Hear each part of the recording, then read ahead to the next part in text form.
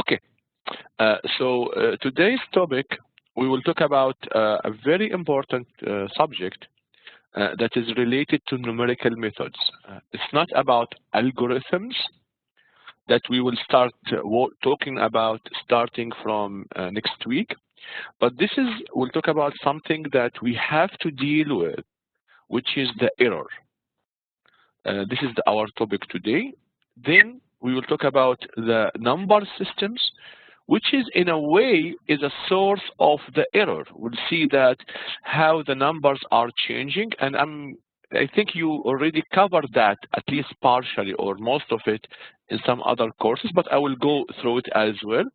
And then we'll talk about how this error propagate when we have multiple arithmetic processes, and how this error will magnify the error will magnify as we move on in the process. So this is something very, very important, so that when we do our simulation, we will understand that the results we have, it has several sources of error, and it's not the exact number. Our objective is to minimize this error.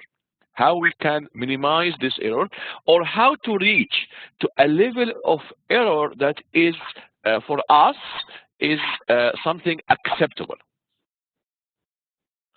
So how we measure the error, how we quantify the error, this is the first thing. Now the question is why we need to do that, why we need to measure or calculate the error. First of all, we need to determine what is the accuracy, what is the level of accuracy my algorithm. You will see that for integration, differentiation, solving nonlinear equations, there are several algorithms. So if I want to see which one is better, one way is to see the accuracy of that specific algorithm. Another point, which is very, very important, is the following. Most of the techniques we learn about are iterative techniques. So I have to go through many iterations before I stop. The question is, when should I stop?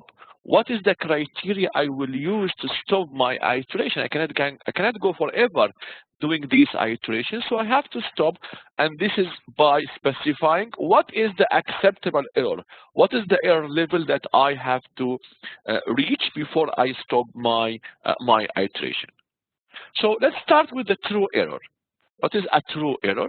It's the difference between the actual value and the approximate value. Very straightforward. So the true error is equal to what is the true value if you find the exact solution versus what is the approximate value.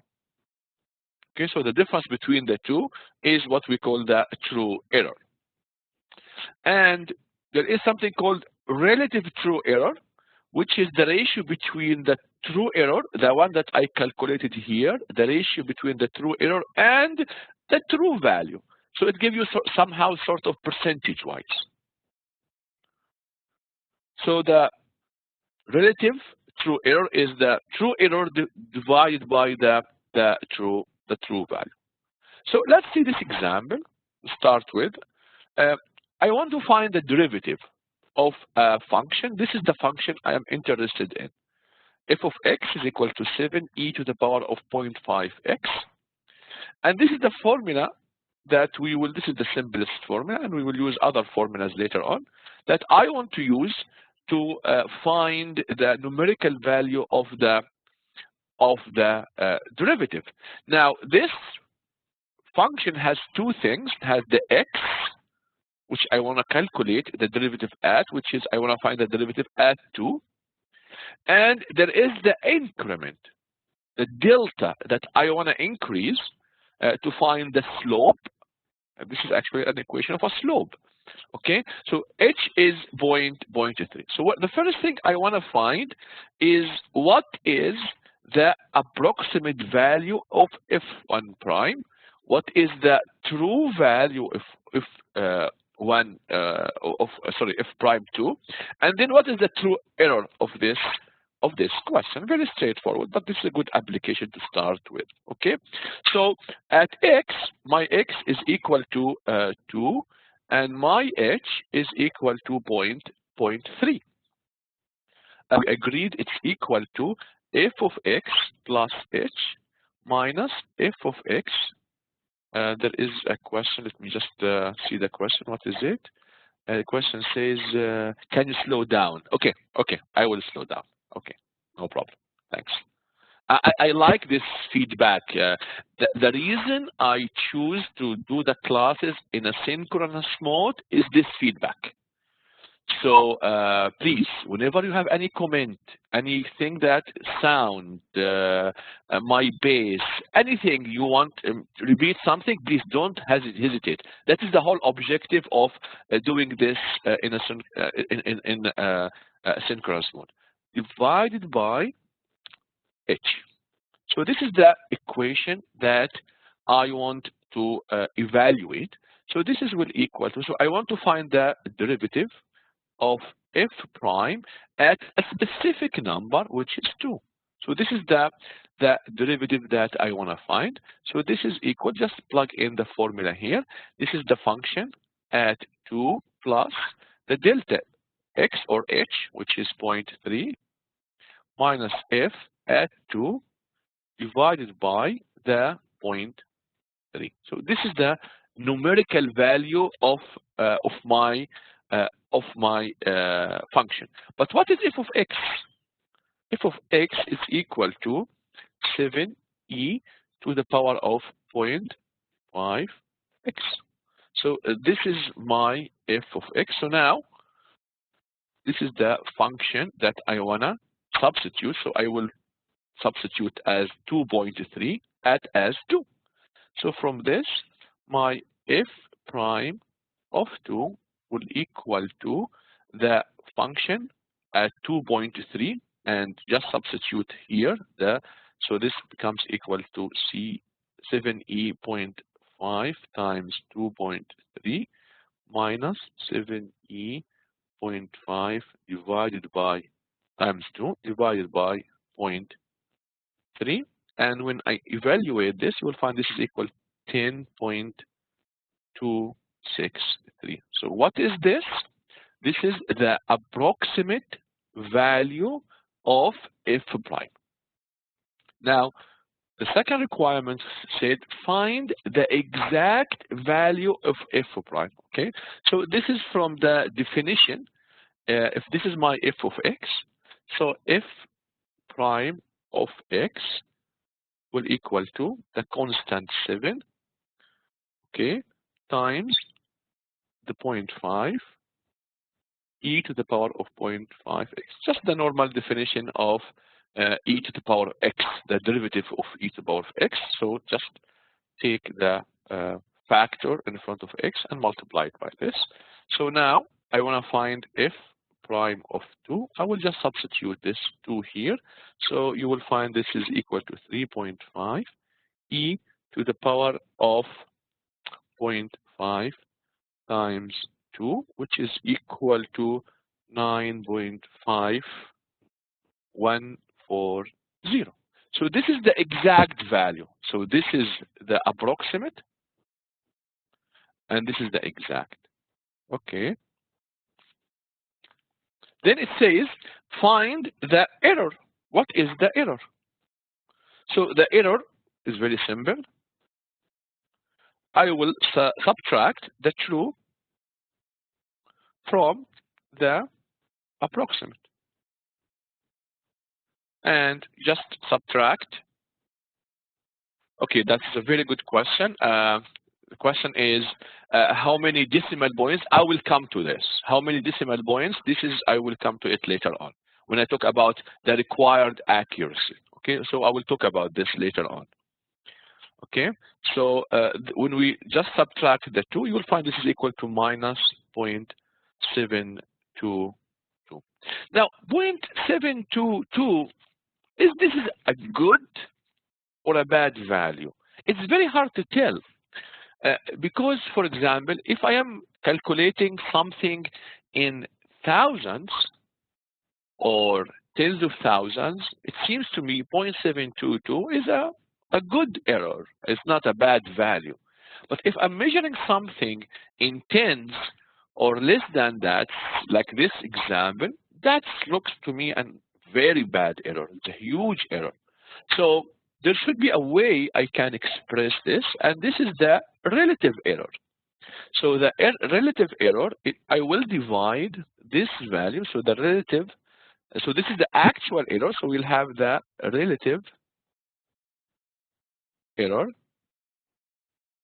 is equal to this one, the error that I find, divided by the actual value, which is the 9.5140, and this is equal to minus 0.075888, or this is equal to minus 7.588.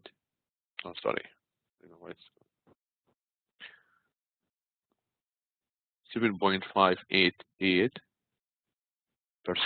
So that's a much better way, is to find the error as a percentage value, because with this I can tell, okay, I have a 7.8% error, so now I know how much I'm deviating from the true answer.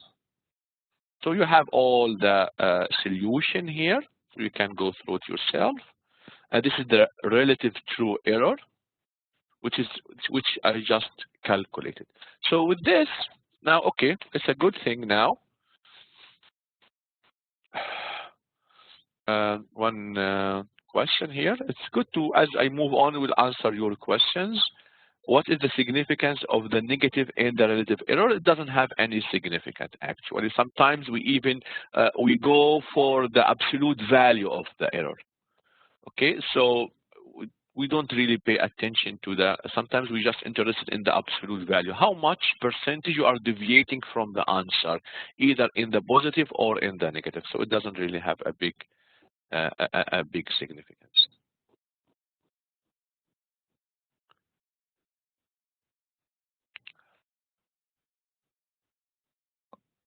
Then would it then be okay for me to leave my answer in absolute? Then this depends on the question. If I ask you to find the absolute relative error, then you put it in absolute. If I ask you to find the relative error only, then you have to keep the sign. But I'm talking about from a practical perspective. From a practical perspective, it doesn't really matter if it is positive or it's negative. Although, as we will see later on, in some algorithms, it has certain meaning. We'll come to it later on. Now, in practice, we will never deal with a true value of the error. And why is that? Because let's go back to what we said just last week. We said that from the first beginning, why we are using numerical methods? Because we cannot find the exact solution. So the whole idea here is that I cannot find the exact solution. This is why I'm using numerical method. Because whenever I can find the exact solution, there is no point to do the numerical method. Because the numerical method is an approximate solution. So if I know the exact, why I have to go for the approximate? Okay. The only time in your life, if you are working later on in numerical method, that you will be using an exact error when you want to test your algorithm, because before you try to use your algorithm, you don't know if your algorithm is correct or not. So first you have to apply it to a function that you know the answer. So you apply your algorithm to something that has an answer, and you compare your result with that. So at a testing stage, if I may. But later on in practice, in practical situation, we don't use the numerical method to solve something that we already know. And this will lead us to more practical definition of the error, which is the approximate error. Okay, now I don't know the exact solution, so I don't have a reference value to compare my result with. So how I can come up with a formula with the error? So this is the idea of the approximate error, which is the difference between the present approximation and the previous approximation. So you compare your existing answer with the previous one, and then you come up with the approximate error. And we will use this in different aspects. Sometimes I will tell you, find for me the derivative when h equal to 0.3, 0.15, 0.1, 0.05, and find the approximate error. As you can see, every time I'm reducing h, so I'm getting better results. So my existing results will be better than the previous one, and I want to find the error for that. And to find the error, I will subtract the current approximation with the previous one. And sometimes I'm doing consecutive iterations. So I want to stop, as I mentioned at the beginning of today's lecture, that we use the error as a stopping criteria. So I'm doing iteration 1, 2, 3, 4. So every time I'm comparing my current error with the previous one. And whenever I reach to the required error, I will stop. So it is the present approximation minus the previous approximation. So let's have the same example, but now I will have two different values of h. h is 0.3 and h is equal to 0.5. So we want to find f prime of 2. Now we know the value of this. This is, we did it in the previous example. We know it is 10.263. This is already done. I don't need to do it again. So then I want to find it at h equal to 0.15. Okay, and again, it's the same thing. It will be f of 2 plus 0.15 minus f of 2 divided by 0.115. Okay, and if you do that, this is equal to 9.8800. And you can, if you remember, this is closer to the actual value, and that is the idea of reducing. When I reduce the step, because I'm finding a slope, and in the definition of the derivative, actually this is going to 0. H is going, or delta x going to 0. I cannot have a 0 in a numerical code, so I have to have a finite number. So as the number is closer to the 0, I'm getting a better approximation of the derivative. So now this is my current approximation, and this is my previous approximation. So the error that I am trying to find now is equal to my current approximation, which is 9.8800 minus the previous one, which is 10.263, and this is equal to minus 0.3830.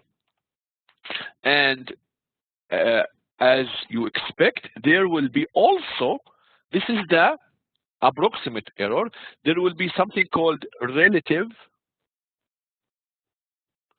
approximate error. Okay, epsilon A.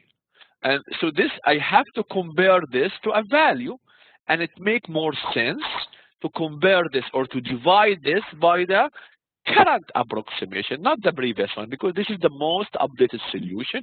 So this is equal to minus 0.38300 divided by the 9.8800, and this is equal to minus 3, if I multiply by 100 to get it in percentage, minus 3.876%.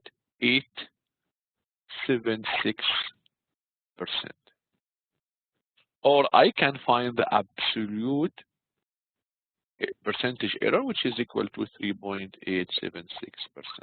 So this gives me what is my current error percentage of this iteration.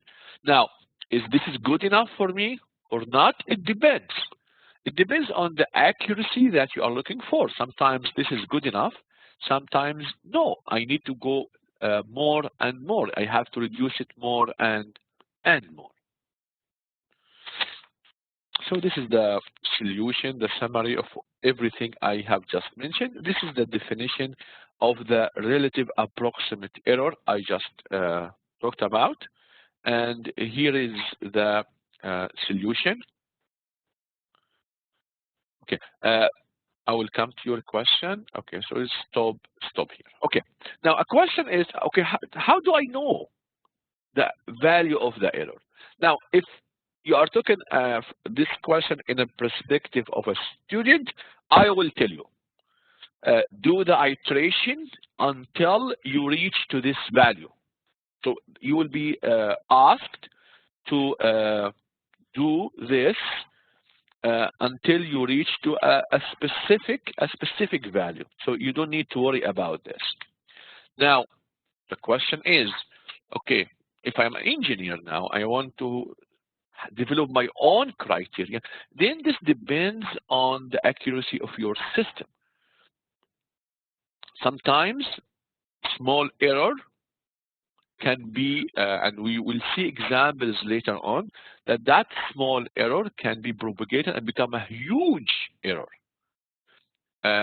Just for your information, if you go and Google the Challenger catastrophe, the Challenger rocket that was exploded in 1984, it was based on a propagation of an error, a small error in the numerical analysis that was not taken care of.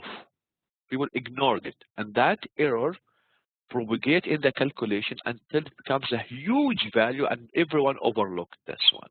And that's what led to the explosion of the Challenger. If you go and Google this, you will find a very it's sad but interesting from the engineering or the numerical point of view.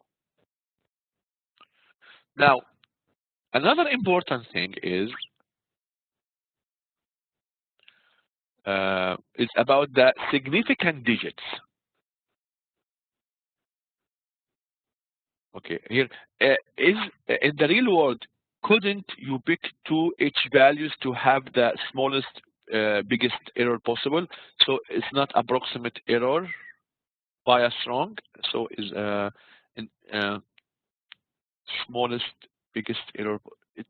You will not be able to reach to the smallest error, because as you reduce, you will getting less and less error. Less and less error means what? More computational. It comes with a price, and we will see that as you develop your codes. You will see that your code, if I ask you to find an approximate error as 1%, and that will be using it a lot, the approximate error in most of the questions to come in the simulation. If I say 1%, 0.1%, 0.00001%, you will see that this comes with a price. The price is computational. Now, we will be dealing with a simple engineering problems. So with the current hardware that you have, you shouldn't have a problem. You will see that the execution time has increased. However, it will not lead to a crash into your computer. However, if you are solving thousands, for example, thousands of nonlinear equations, not just 3 equations with 3 unknowns, no, I'm talking about thousands, then the error becomes very significant. If you want to have very, very small error, this might lead to a crash in your system. So you cannot handle this. Okay, so it is always a compromise between the accuracy that I want to do, my system capability, and why I need to go for the lowest possible error. Do I need that or not? Now, this is partially answer some of your questions about the significant digits. Now, what is a significant digit or a significant figure of a number? Are the digits that carry meaning contributing to its measurement resolution. This includes all digits except all leading 0. So anything leading 0 that of the number, that's not considered as a significant digit, but anything else is considered as a significant digit. Okay, so usually, or alternatively, instead of the error, we might say, okay, I want my answer to be true for 3 significant digits. or 4 significant digits or 10 significant digits. So how I can reach to that? How I can relate the number of significant digits to the error? And this is summarized in this formula actually, that here we have to use the absolute value of the relative error. This is the absolute value. It is less than or equal 0.5 times 10 to the power of 2 minus m, and m is actually the significant digit. This is the significant digit. Okay, and we will see in the coming table the relationship between the error and the significant digits. So if we see the same example we have, and we want to find the derivative at x equal to 2, and I'm having h as 0.3 and going lower, 0.5, 0.1, until I reach 0.0001. So these are the values. We calculated this and this. You can do, and if you want, you can do the rest. And here is the absolute value of the relative error. So when I say an absolute value, so just to remind you, this is equal to the current approximation minus the previous approximation divided by the current approximation.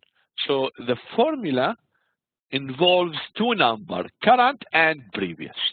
So when I come to the first value, there is no previous one, so this is not applicable. Now when I go for the second one, I will compare this with the previous one, and this is we already calculate, 3.877%. So the number of significant digits, because this is error, this error should be less than or equal to 0.5 times 10 to the power of 2 minus m. Okay. Now m is 1, so this is less than or equal to 5%, and this is 3.877. Okay. Now if I reduce h further to 0.1, the value becomes 9.7558. The error is 1.273, still less than 5, but not less than 0.5%. So this is one significant digit. Then we have this one goes to the 2 significant digits.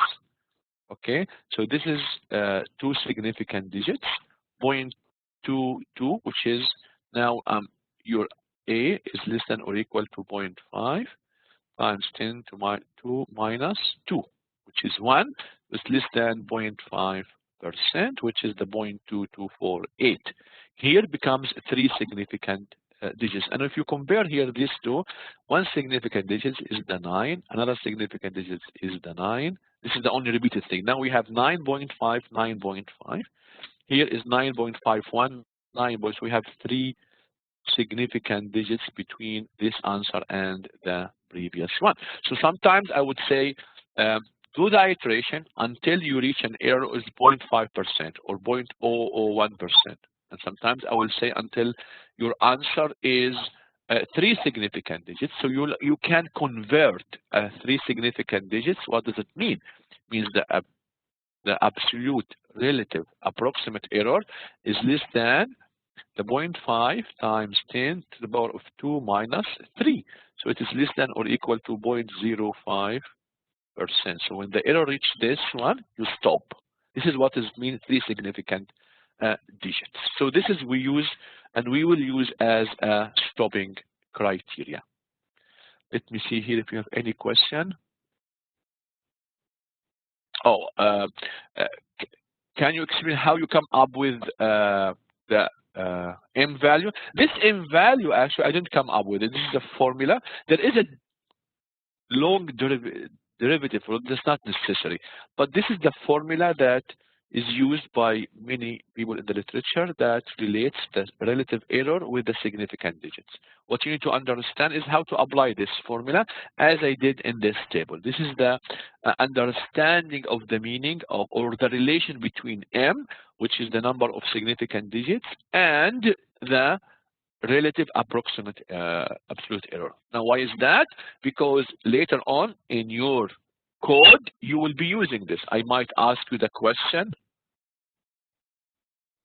that, okay, here it says, for 9.5142, how do you know 4 and 2 are not significant? Okay, now from two perspectives.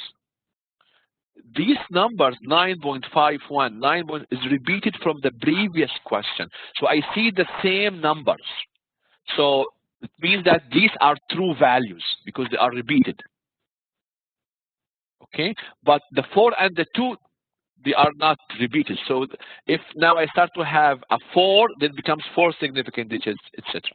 Okay, but your system cannot do this. When you do your simulation, you will not go and check every digit. This is not practical for the simulation. So what you will be doing instead, you will be watching the percentage error. Because you do your simulation, you calculate your value, then you compare it with the previous one, find the absolute relative approximate error, and see what is the value. Is less than 0.5%, 0.05%, 0.0005%. These are already related to the number of significant digits. Okay, so that's the whole idea. So this is the definition of the approximate. Now let's talk about briefly about the sources of error. From where we got those errors in our system, other than the approximation. There is two different sources of error in numerical method. The first one we call it round off error. The second one is called truncation error. So what's a round of error? Is, for example, if you divide 1 over 6, it's equal to 0.1666666. You cannot do this for an infinite. You have to stop. So you would say this is equal to 0.1666. You cut the number, or 1.1667. You do an approximation. Sometimes you do truncation. Sometimes you do approximation for this. But this is both are called round off error. Okay, you have to stop at certain number of digits. Now, regardless where you stop, still there is an error because this number not exactly equal to 1 over 6. Or if you want to find a square root, root of 3 is 1.73. There is no repetition for this. Okay, so this is keep on going for infinity. So where you stop here, stop there. You are truncating the number. Or you are rounding off the number, so there is called a round off error. It's not truncation error, this is round off error. Now, what is a truncation error?